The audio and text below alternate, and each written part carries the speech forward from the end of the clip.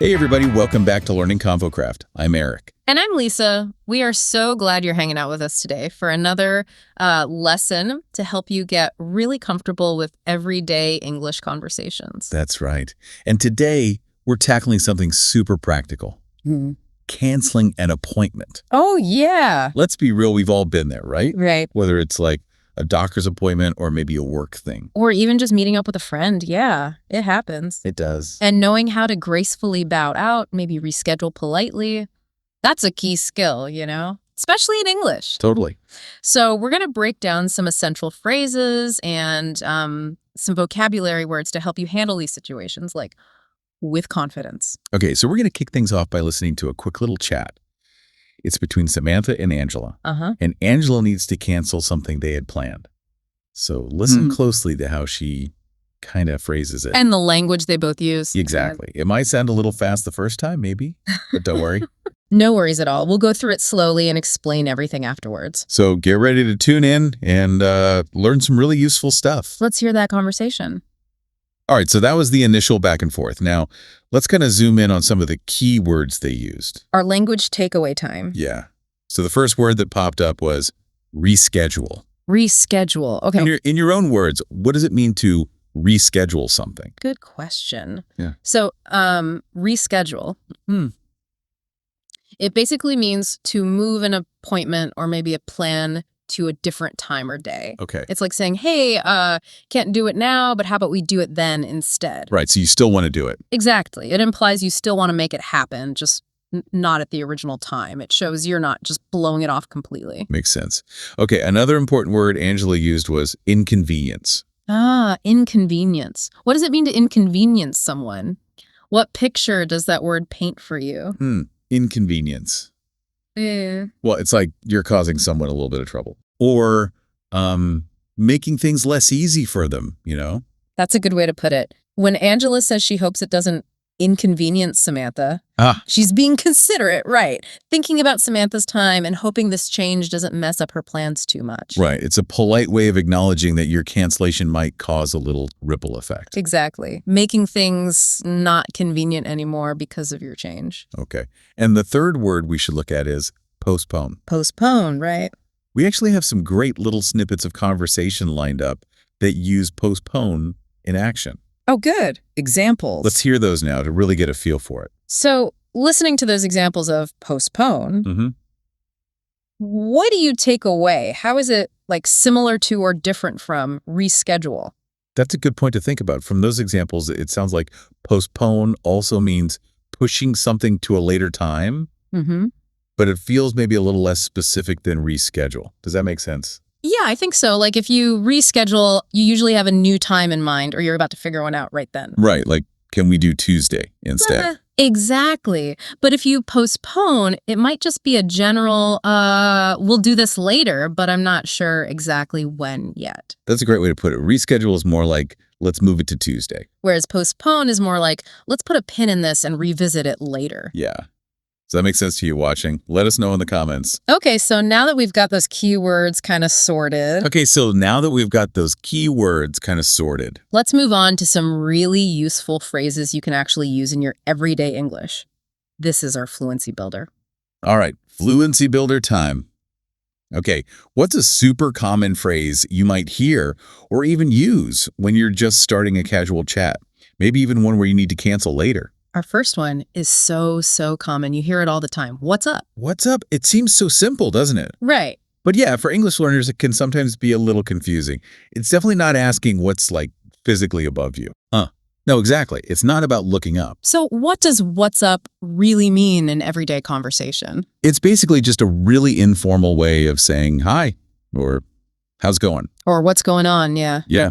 You'll hear friends and, people casually use it all the time, just a greeting. But here's the little curveball, maybe.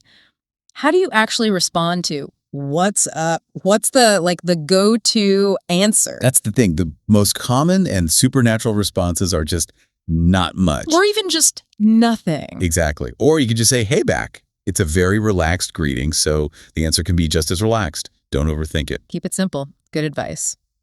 Okay, next up, we have a phrase that's perfect for when you actually need to cancel. Can't make it. Can't make it. Pretty straightforward, but yeah, really useful. When would you find yourself saying, I can't make it? Well, you'd use can't make it when you're simply unable to attend something, right? Maybe you got invited to a party, but you already have plans. Oh, darn, I can't make it. Or a meeting pops up. Yeah, or maybe a meeting got scheduled, but something else came up. Sorry, I won't be able to make it. It's just a clear, direct way to say you won't be there. Yeah, no beating around the bush. Okay, and our final phrase for today, and this one is really handy for canceling. This thing came up. This thing came up. It sounds a little vague, right? Like you're not giving a ton of details. That's exactly it. You nailed it. Okay. This thing came up is a super useful and, intentionally vague way to explain why you can't do something. Ah, okay. It suggests that something unexpected has happened and you need to change your plans. It kind of lets you off the hook without having to spill all the details, Gotcha. So it's polite, but it also keeps your personal stuff private if you want. Can you give us a quick example of how someone might use it? Sure thing. Imagine you were supposed to go out for dinner with a friend. Okay. But suddenly your kid gets sick. You could text your friend, hey, so sorry, but I have to cancel dinner tonight. This thing came up with my little one. Okay. It explains the cancellation without going into all the, sniffly details. Exactly. We actually have a couple more little audio examples showing how this thing came up is used in different situations. Let's have a listen. Those examples really show how naturally this thing came up. Fits into conversations when you need to explain a sudden change of plans without, oversharing. Yeah, it's a great little tool to have in your English conversation toolbox. Absolutely. Okay, so now that we're armed with some key vocab and these super useful phrases, let's listen to that original conversation between Samantha and Angela one more time. Okay. This time, we're going to slow it down just a touch so you can really hear how they weave these words and phrases into their chat. Yeah, pay extra attention maybe to how they start the cancellation and how they respond to each other. Okay, having heard it again at that pace, it really helps you catch those little nuances, doesn't it? It really does. Have you ever had to cancel an appointment? Maybe not with the exact same reason Angela gave, but perhaps you used a slightly creative excuse. Slight laugh. Oh, don't even get me started. I think we've all been there. Exactly. Let's just say there might have been a time or two where the reason was, shall we say, slightly embellished. Slight laugh. Embellish. Okay. For the sake of politeness or just avoiding a longer explanation. I think the classic is the sudden onset of a mysterious, 24-hour bug. The classic. Totally. What about you? Any funny or memorable cancellation stories? One time I completely forgot I had scheduled two things at the exact same time, literally double booked myself. Oh, no. Yeah. When I realized I had to cancel one, and I think I just went with the honest but slightly embarrassing truth. How'd that go over? The other person was actually really understanding, which is a huge relief. It kind of just goes to show that sometimes honesty, even with a little oops factor, can work out. It really does. Yeah. And it just highlights that we're all human, right? Things come up. Exactly. And the key is just to communicate those changes respectfully, which is what Angela did. Yeah. And Samantha was also really understanding in the end. Totally. Yeah. And as we mentioned earlier, we had a couple of other short examples of people needing to cancel or reschedule. Right. These give you even more context and show different reasons why plans might change. Let's listen to those one more time just to really kind of nail it down. Good call. More examples are always helpful just to see how these phrases work in slightly different scenarios. Those examples really highlight how different situations might call for slightly different approaches, but the core elements, politeness, clear communication, they stay the same. Yeah. And notice how offering alternatives like trying to reschedule is often appreciated. Definitely. Absolutely. So that pretty much wraps up our look at the art of canceling appointments in English. Yeah, we've gone over some crucial vocabulary: reschedule, inconvenience, postpone. And some super handy phrases like what's up, can't make it, and the classic, this thing came up. Remember, being polite, being clear, and if you can, suggesting a new time. That's really important. Phrases like, I'm so sorry, would it be possible to reschedule?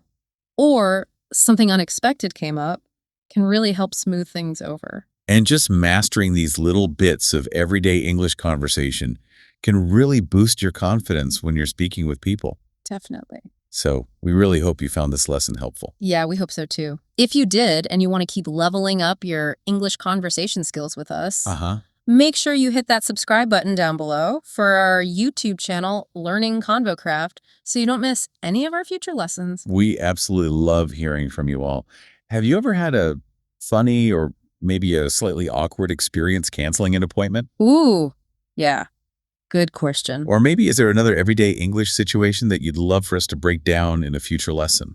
Let us know in the comments. We really do read them. Thanks so much for joining us today. It's always a blast exploring these kinds of topics with you. It is. Until next time, keep practicing your English, and hey, don't feel too bad if you need to reschedule something now and then. It happens. You got it. Thanks for tuning in to Learning ConvoCraft. We'll catch you in the next lesson. Take care. Bye for now.